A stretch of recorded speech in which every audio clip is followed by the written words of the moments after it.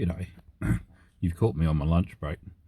Those of you who know me, I'm a handyman and a painter, so excuse the daggy work clothes and the paint all over me and that sort of thing. But I thought I'd share with you a poem I wrote this morning. It's called Shh.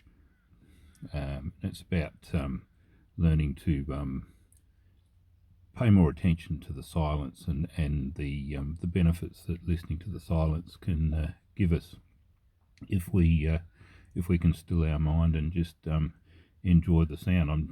I'm sitting here in the ute. That's a pickup for you American friends. And just looking at the beautiful scenery around me. This place that I'm working on is right on the edge of the city in the foothills, and there's beautiful gum trees and that hanging on it. I'll just see if I can swing the phone around and you can see what the scenery is like. It's very lush.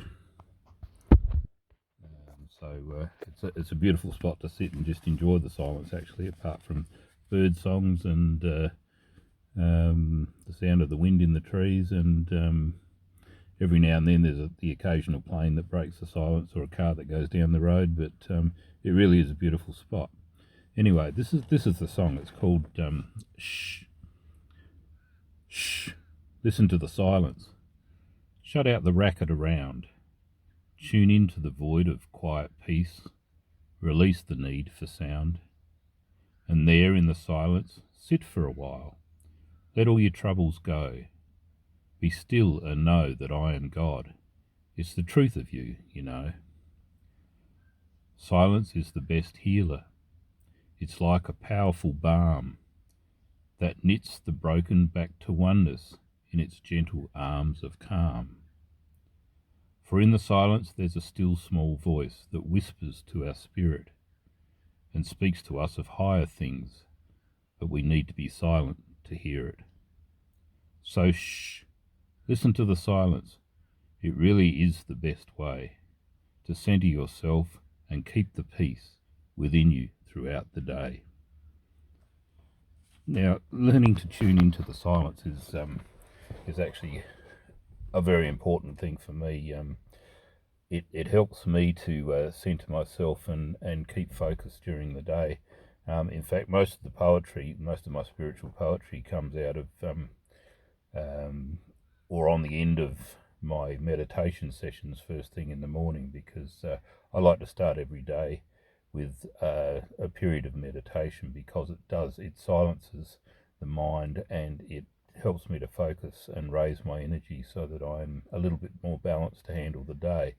I can't guarantee that everything that happens in the day keeps my sense of balance. There's plenty of things that happen in life, but I try to keep it as balanced as I possibly can. And if I get the chance to be still during the day too, I'll just take a little bit of time to sit and just meditate and just get back in touch with my base, my sense of peace.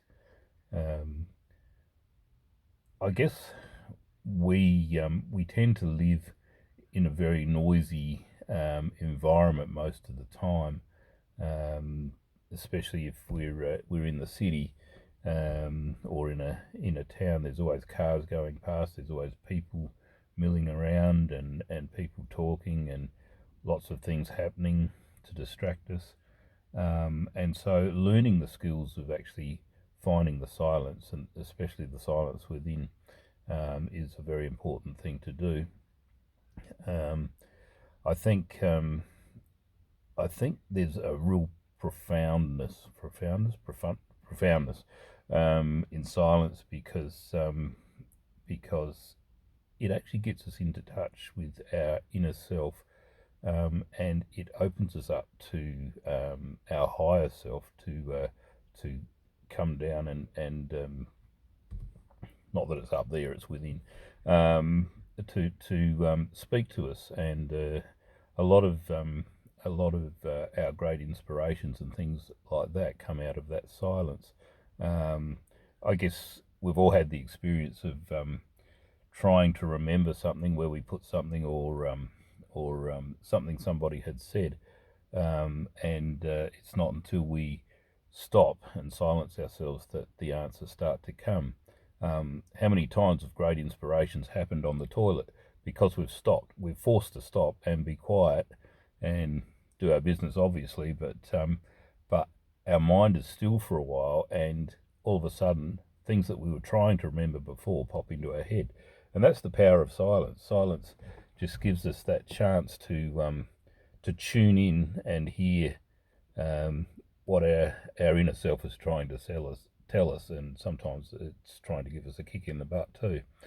Um, so I guess the expression, or what I was trying to express through the poetry was, or through the poem, was that we need to learn to tune into that and allow it more in our lives. Um, it's funny because a lot of people are actually scared of silence. A lot of people will do anything to stop having to face themselves. They almost run from themselves. Um, people will leave a radio on overnight, even while they're sleeping, just because they can't stand the silence. It's interesting that a lot of people who have the most problem with silence are people who were raised in busy cities and that sort of thing, because it's almost a threat when there's silence. It's sort of like, what's happening? What's gonna happen to us? Is it the end of the world? Um, I guess there's a primal instinct there. I mean, we used to be far more in tune with nature, and quite often, if there was about to be a volcanic eruption or a tidal wave or something like that, the birds would stop. It'd go deadly quiet, and there was this imposing sense of doom. So there is a fear of silence, whether it's conscious or subconscious. But what we learn is when we do start to use silence for us, and really understand the power that's wrapped up in silence, that we can actually create within ourselves the ability to overcome fears, like primal fears like that, and fears in our general life as well, because we learn the tools of self balance, and we have a foundation that gives us the patience and the skill to handle whatever comes at us. So I would encourage everybody to learn to meditate. I think there's nothing better than meditating to get your mind in a place of peace, and live from that place of peace, rather than being a victim to the racket that's out there. So yeah, that's what I wanted to say today. So just yeah, think about taking that time for yourself and allowing your higher self to speak through you in the silence. Okay, I better get back to work. I'll catch you later. Bye.